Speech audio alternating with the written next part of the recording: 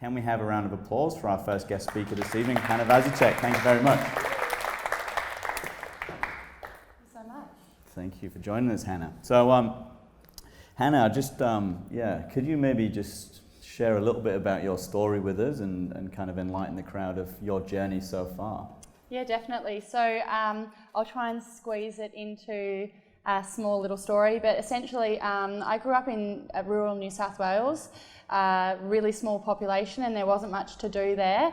And I was one of those children who had way too much energy, and my mum needed to, funnel it into something. So she actually took me to a beading store when I was 12, and I started creating things with beads, and I absolutely just fell in love. And I guess from an early age, I had the entrepreneurial spirit. I travelled 2 hours to school each day on a bus and 2 hours back, so 20 hours a week on a bus. And that was when my first business venture started. So I actually went and at 12 bought wholesale lollies, and I'd buy a whole box of lollies for $20. I'd separate them all and sell them individually, and I'd profit about $120 from each box. And I was selling 2 to 3 boxes a week. So at an early age, I saw the beauty of finding something at a cheaper price, being able to market it and find my audience and sell it to someone at a higher value price. So kind of got hooked from there, and still loved making my jewellery. So I guess that's where it sort of started as a passion. I never thought that it would be what it is today. So we have 32 staff now, and we have an online store that's shipping internationally, and it's just amazing. But from there, what essentially happened was I was making my jewellery. I started overflowing my bedroom of jewellery, so started selling it to whoever would basically look at me. I'd take it to the staff room at school and force my goods on them. And then when I was 16, my family moved to Tasmania, and it's funny, Tasmania, everyone used to think that it was such a small place and why would you go there? But for me, the world was my oyster, because it was this massive city and there was so much opportunity. So I started selling my jewellery to a gallery down in Salamanca, and they were selling out and putting 3 times the price on my goods when I was 16. And I thought, there's no point them getting the profit. I should be getting all of this profit, and enrolled in the markets down there. I'm not sure if you guys know Salamanca markets, but it's an amazing, amazing market, and you meet customers from all over the world. At 16, I rocked up there with my little tent and my bag of goods, and the first time that I went to exhibit there, I didn't get a stall, and I convinced someone else to let me set up on the side of their stall. So from there, the first piece that I sold direct to my customer, I was just absolutely just hooked. Basically 16 is when I started my entrepreneurial journey, and it's sort of few interesting steps along the way, but yeah. So obviously your mum was quite a catalyst for that in the first instance. Were they encouraging it the whole process and going forward, or did they try and bring you back a few steps with? Yeah. It's an interesting one, that one. So I think my parents were always very encouraging. I mean, anything that got me out of the house and out of their hair was good. But it's funny, they never saw it as a business, or anything more than just, as my dad would say, selling trinkets. And so I kind of didn't believe that would be a business for me. So at 18, I actually enrolled in uni, and I did a double degree. So I did science and law, majoring in physics and maths. Who does that? And literally, I went to uni, and at this stage, it's amazing. I was working 1 day a week at the markets, and just 1 day a week of work. I would make jewellery during the week. Supported me living out of home since I was 18, and supported every single uni holidays I'd travel overseas. So we had this amazing sort of business, but I never saw it as a business. And midway through my degree, the first business was actually called Handmade by Hannah, which was a bit cutesy, and my target market was 60-year-old men. 60-year-old women. And I wanted to sell to my age group, so we rebranded to be Francesca, and that's the name my mum wanted to call me. So from there, it started actually to take off. still didn't think I could do business. My dad definitely, he's very traditional. He said that women shouldn't be in business. So I still felt like, it was just a hobby for me. And it wasn't until my 5th year of law that I opened an email one day, and it was from the Entrepreneurs Organisation who were sponsoring this, and it said that you're in the top 4 of a Global Student Entrepreneur Award. And I kind of was like, I don't even remember applying for it. And the next week I flew over, presented my idea of this amazing international brand, which wasn't international and definitely wasn't out of Tasmania yet, but I had this vision of how big Francesca could be, and I presented it at PwC, and literally just I had 5-year projections of how big we were going to be and like all this stuff, and actually won. So I rang my dad, told him that I was going to New York, all expenses paid, in 3 weeks to present the business at the World Trade Center. And he just laughed and said, I don't believe you. So even then, I had to prove to him that we were actually, potentially a business, yeah. And is it just your dad that you've maybe come up against from a male point of view that says you can't do that? Or have you got any other kind of experiences in so many. So obviously I did 5 years of law and science, and I got headhunted by a top law firm when I graduated. I deliberately didn't apply to anything, and they sat me down. They were in Tasmania, and they basically grilled me about the business, and at this stage I still didn't know if I could do the business full time and support myself. So I told them, I can sell the business, or I can have someone run it, and they gave me the job, but they gave me a month to decide whether or not I should give up my business. They didn't want me working on it at all, or take the position. So or keep with the business. So that was when I decided to say no to the law job. I had old teachers that were saying that I was wasting my brain. I had people saying that, what a waste, 5 years at uni, so much, yeah. Mm-hmm. So obviously those early days, what were some of the biggest hurdles you had to overcome, and then obviously faced on a day-to-day basis with getting Francesca's out there to the masses? Yeah, I think the first hurdle is convincing yourself that this is the right thing for you. For me, I actually went up to Sydney for a law internship, and I knew on the second day of the job, when I was literally getting all my work done and then sneakily looking up jewellery websites and jewellery suppliers, I kind of knew that I wasn't that happy doing law. So my gut instinct, that was the first hurdle, I think, convincing myself that, it could be what I, dreamt it could be one day.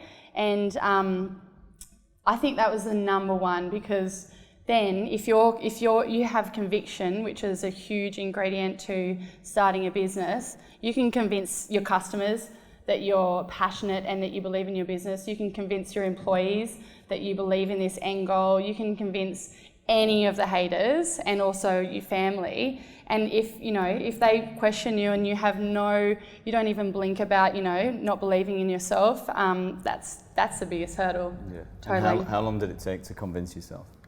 It's an ongoing project. I still, the more you grow, the more stresses that come into the business, the more employees that give you grief. You sit there, I have that many moments in life where I'm like, what am I doing? I don't belong here. I shouldn't have all of these staff and things like that. So it's actually, the inner critic never goes. And it's one of those things that you just got to be mindful of it. And the biggest thing for me was surrounding yourself with people who believed in the dream when you don't, because there are those times. And I'll ring my mum or I'll ring my husband and say, I'm giving up. This is it. I can't do it anymore. And they then take they take the reins. And then when your employees start taking the reins and kicking you up the bum, that's when you're doing something right. Yeah. So going back to those early stages then, would you say it's obviously convincing yourself? What about staffing side of things and knowing when to maybe make the first hire, and when you're obviously got past the one-man band stage, what was next for you? Figuring out how to hire someone, actually. So for me, it's what do you do? Like, where do you find this information to actually hire someone in the first place? That was the biggest thing. So like, obviously you can Google, but it's really hard to find the basic dumb questions. And I think there's a huge gap in the market, which I'd love to fill one day, in how to really simplify the big scary steps. So I'm pretty sure I didn't do the most legal thing at the beginning to hire. You would have known, I suppose, given the fact that you're in law. Yeah, exactly. Well, exactly. I should have known, being in law. But even studying law, you're not really well equipped to live it in daily life. So I just winged it. Asked so many questions. Like I remember, early on, I didn't even know how to pay superannuation, but I knew it was there and it was racking up. But I literally was like, I don't want to ring my accountant and say, how do I physically, deal with this? So you've got to ask the stupid questions. You've got to, be an investigator, because no one else is going to find out for you, especially if you're a one-man show. So that's the exciting thing. And when you start to thrive off learning things like that, and just being happy to fail at making the wrong hire and things like that, Cool. That's probably it. Yeah.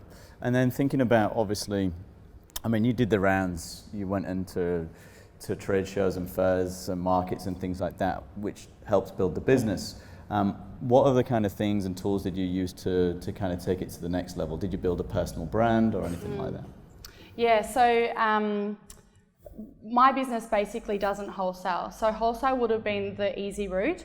And we actually started the first year out of uni. I was like, okay, we're just going to wholesale and that's going to be the brand. But I went to a trade fair, spent $10,000 to get suppliers, retail stores which would stock my brand. But then I realised I don't actually trust that they're going to do the brand justice. So I didn't want the brand to be, just watered down into a little homeware store. And I had this vision that I presented on about us being this massive, international brand. So I actually came back. I had all these orders to fill, and I cancelled them all. So knowing straight away what you see your brand looking like in the future is essential, because that's going to, that was instrumental in deciding whether we go down the wholesale route or the retail route. So that week, literally, I winged it, found a place to open a retail store. It was $400 a week. And that's peanuts in retail these days, but I thought that was huge. And I just literally opened the doors the following week, put Freedom Furniture everywhere, and just made do. And within, we opened the door in March 2013, and 18 months on, we had opened our huge flagship store. And it was from hustling. So I was working a 2-day law job to ensure that I could pay the $400 a week rent, and then working the other 5 days in the store, direct with my customer, and just absolutely building this community. And every time I'd meet someone, then they would go and tell someone else, and we just have this, this huge effect. And we went from doing, $200 a day, which I thought was like amazing, to doing, $10,000, and it just started catapulting. And then I sold the dream to my bank manager, and I said, I want to have this store that's in line with the vision that I had. And she believed in it. We got knocked back for our $75,000 fit out loan because we were like a nobody. And she believed in me so much that she rang the highest person that she could get to at the Commonwealth Bank, told them about how big we were going to be one day, and they pushed through the loan. So literally, if you're so dead set on the vision and where you're going to be, and you can convince yourself and then convince other people, they work magic for you. We had the retail store that we got. The day we opened, we quadrupled our revenue, and I paid off that loan in 6 weeks. But I had to believe and hold that vision there, and convince everyone around me that it was going to happen, so that it could happen. So yeah, it's I can't even remember what the original question was, because you just got to hustle. You can keep going. So yeah, that's brilliant. So talking about obviously looking after yourself and the vision and everything else, how do you, and you talked a little bit about the customer, how do you look after the customers on a day-to-day basis? Is that tied into the vision? Oh, definitely. The customer comes first, and it's the reason why we've grown so much at the start, like meeting someone face to face at the markets and then believing in your product within 10 seconds and purchasing it. That's your job to convince those people. So you have to know your product so well. You need to give them literally like a 5-second proposition that makes them believe in what you believe in, and they will literally buy. Like we have one of our bracelets, for example, and I say this to my staff, this bracelet by itself won't sell for $89. But if I meet someone and I say, hey, check out these bracelets, they're so stretchy, they're sterling silver, you can wear them every day, and they're never going to break, there's a difference. And so, we educate our customer, we put them first. And going back to what you said before about, like how you make it from nothing, it's about really being strategic. So a pivotal moment in our success down in Tassie was, it was a year that we'd opened the store. People had started to know about us, and we actually made some big necklaces for an Australian cricket player's wife and her bridal party. And we got this random email and it said, we want you at the Golden Globes in Hollywood. And I was like, this is weird, but I'm just going to go for it. And we applied, we got in. It was going to cost about $5,000 to get over there and to do it. And I saw that as an opportunity, not to hit the American market, but an opportunity to make everyone in Tasmania and all of our customers see that we were global. And so we actually crowdfunded it. So we put out this video to say, we've got this opportunity to bring a Tasmanian brand to Hollywood. Will you support us? And this is part of the customer service journey. The reason why they love our product isn't just the product, it's the story and it's the journey. And that was when we really figured out how to invite our customer into the experience, and that's what customer service is. And from there, literally, we marketed it. We hit our budget within like 3 days of $5,000. And it was just buzzing. People were like, far out, I'm wearing this jewellery and it's going to the Golden Globes. And I went over there and it was a total dud event. Essentially, it was D-grade celebrities and A-grade celebrities managers going to get free stuff, basically. I sat up there and I was like, we're awesome, but it literally, it was not an event that was going to make us big time in America. But what it did was, I came home and people came into the store and they were like, how was it? Which celebrities did you meet? Like, we're so excited that we made this possible for you. And that's what business is about. It's, inviting someone in on the journey and helping them to live the entrepreneurial life as well. And I think that's something, that pivotal moment, it was for them that we did it, and from there, everything that we do, we're trying to say, okay, in our marketing, how are we bringing meaning to them? How are we, giving them this experience? And we actually have, a coined term now with all of my staff. It's called a Frank 10 experience, which is the Francesca 10 out of 10 experience. And we just want, we think every experience should be, Net Promoter Score 10. So what are we doing every day to deliver the Frank 10? And it's even better if you can turn a really horrible customer or a raging customer into a Frank 10. And so we're now celebrating that. And that's why, all of the surveys that we've done of our customers, they can't, say enough how much they love our service. So it's a big deal. Cool. So talking about, obviously there's a few learning experiences from the event that you did in Hollywood, but what are maybe some of the worst moments within your journey so far? So obviously it can't all be sunshine and roses. No. That's the one thing that I'll always say, and I should have even prefaced this whole speech with that, is that never, ever, ever get into business unless you 100% love what you're doing. So I have 3 essential ingredients for success, which is passion, perseverance and conviction, which we've already talked about. But the passion is there is no way that you'll survive the struggle of business if you don't absolutely love what you do. You have to, the qualifiers, you have to do it for peanuts and still enjoy what you're doing and be happy. Because it's years of really hard work, and depending on, how big you want to grow it, reinvesting before you even, make, the true, success story. So yeah, that's a big one for me, that you shouldn't go into business unless you really, really are willing to. And some doozies for me is, I'm that person who I'm like, everything will be fine, I've got a flight tonight, I'll probably miss it, but it'll be fine, we'll get there. And I remember one day when I'd literally just put all of my money into the store, and I came in on a Sunday morning to get my computer charger. I walked into the store. This is the first store that was on a strip shopping, and everything was gone. Everything was gone. And I thought I was on a TV show or something like that, and I thought someone was pranking me because all of the jewellery was gone.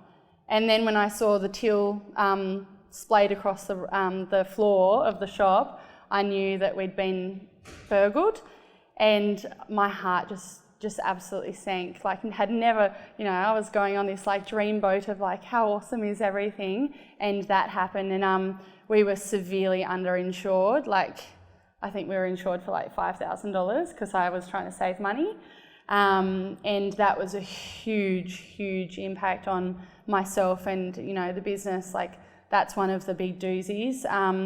6 months later, our office was broken into by, we think, the same person. So it's hard to recover from things like that, but again, if you really love what you're doing, you just get back up and you keep going.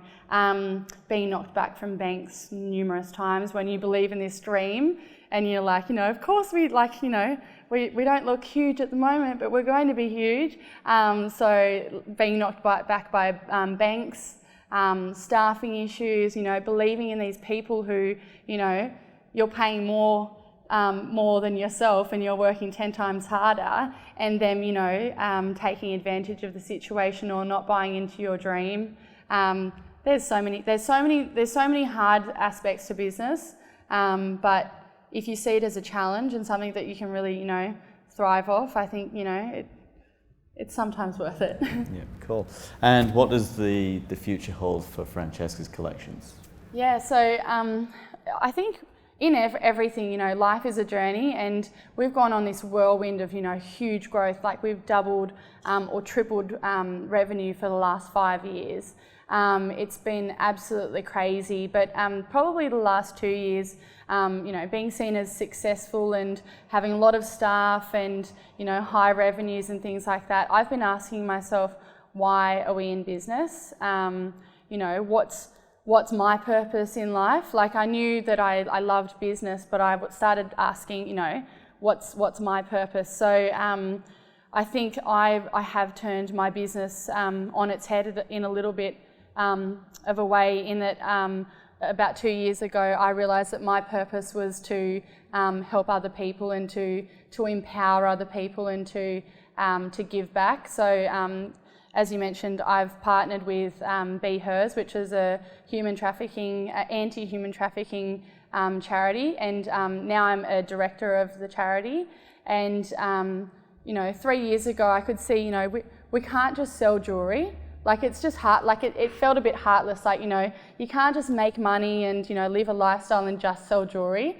And for me, that was a big thing, and I wanted to start working out how my jewellery could make a difference. So 3 years ago, we did our first charity collection for this anti-human trafficking charity, and essentially I said, to them, I can't give you money because I don't have huge amounts. Everything's tied up in the business. But what I can do is I can design a jewellery collection where the whole purchase price of that collection goes to you.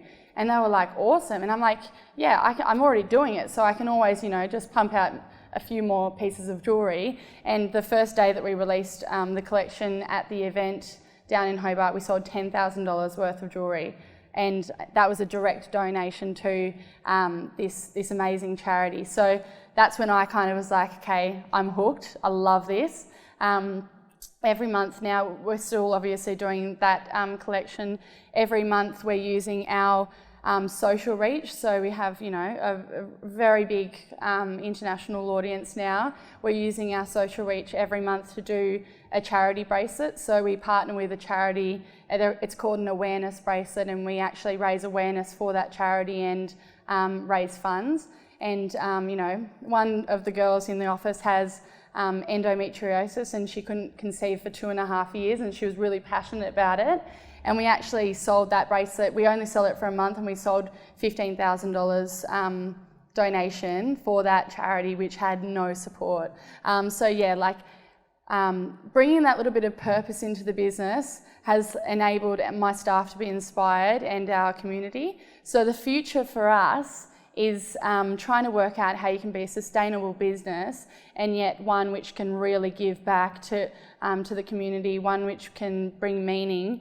And as well, we're starting to ask ourselves as a whole, you know, our staff and everything like that, how big do we want to be? Like, we could scale tomorrow and have 100 stores, no problem, but how big do we want to be without losing the heart and the core of the business? And as a business owner, you also have to realise, and I would highly recommend doing this at the start of your journey, journaling down what your view of success is in the future. So how much money do you want a year? You know, what material things, if you're that way inclined, do you want to be happy and successful? Because it's often that as an entrepreneur and a business owner, you get there and you're still not happy. And I see so many entrepreneurs who are getting, like, they're making all these wins and they're making so much money, but it's never enough.